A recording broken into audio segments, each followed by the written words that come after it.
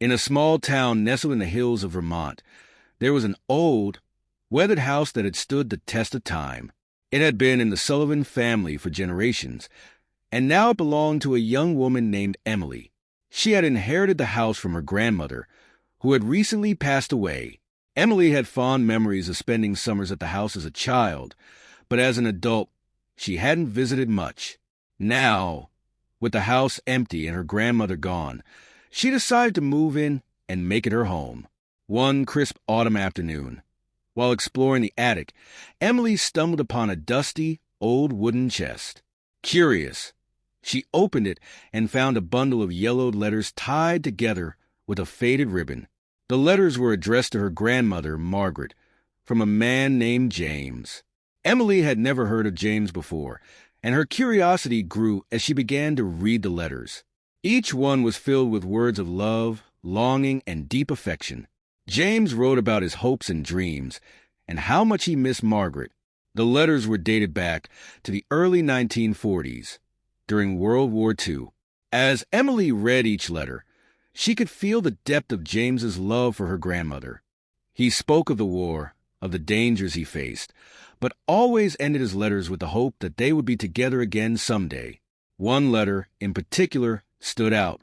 It was dated just a few weeks before the war ended. James wrote, "Under my dearest Margaret, underscore the war is almost over, and I cannot wait to see you again. I dream of the day I can hold you in my arms and never let you go. I've enclosed a little something in this letter, a ring that belonged to my mother.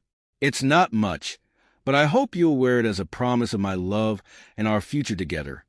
Underscore love always, underscore James underscore." Emily's heart ached as she read the letter. She reached into the envelope and found a small, delicate ring with a simple band and a tiny diamond. It was beautiful in its simplicity, but as she read on, she realized that there were no more letters from James after that.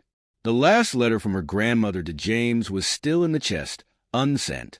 It was a letter Margaret had written but never mailed, telling James how much she loved him and how she couldn't wait for him to return home. Emily's heart sank as she realized that James must have never made it back from the war. Her grandmother had never spoken of him, likely because it was too painful to remember the love she had lost.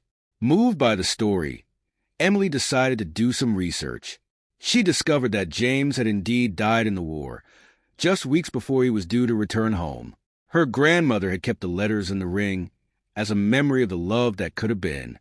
Inspired by the love story she had uncovered, Emily began to write a novel based on her grandmother's lost love.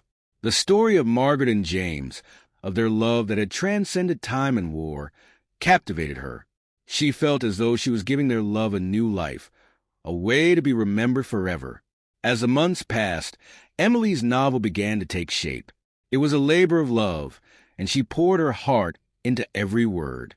When the book was finally published, it became an instant success. Readers across the country were moved by the story of a love that had endured even in the face of impossible odds. One day, while promoting her book at a local bookstore, Emily was approached by an elderly man. He introduced himself as Thomas, James's younger brother. He had read about the book and recognized the story as his brother's.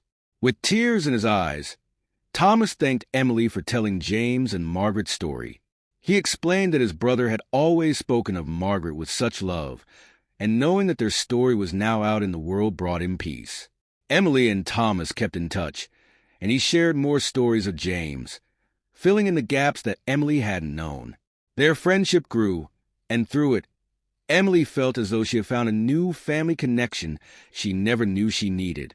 As time went on, Emily realized that love could indeed transcend time and even death. The story of James and Margaret had not only brought her closer to her own family history, but it also touched the lives of many others. In the end, Emily knew that the love between her grandmother and James would never be forgotten. Their story would live on in the pages of her book and in the hearts of everyone who read it. Moral Astra's true love is timeless and can leave an everlasting impact on the lives it touches, even long after the lovers are gone.